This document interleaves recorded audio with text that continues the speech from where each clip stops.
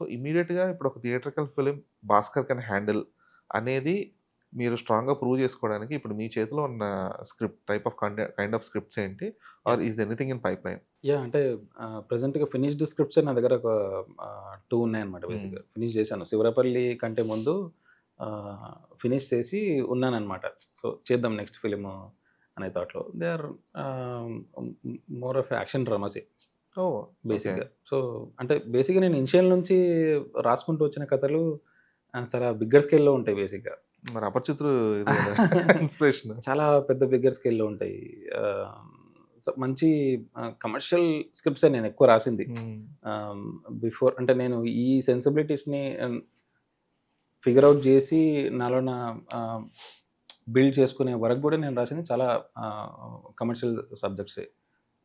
Based on అంటే నాకు 'దంగల్' లాంటి సబ్జెక్ట్స్ చేయాలి అనే స్ట్రాంగ్ థాట్స్ ఉన్నాయి బేసిక్‌గా. 'Dangal' was my favourite film.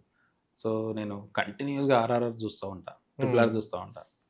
ఆహ్, అంటే ఈ జానరాకు నేనొకటి బిలీవ్ చేస్తా. ఏ ఏ ఆహ్, కథకు, ఏ జానరాకు ఆ సెన్సిబిలిటీస్ స్ట్రాంగ్ ఇవ్వగలుగుతా.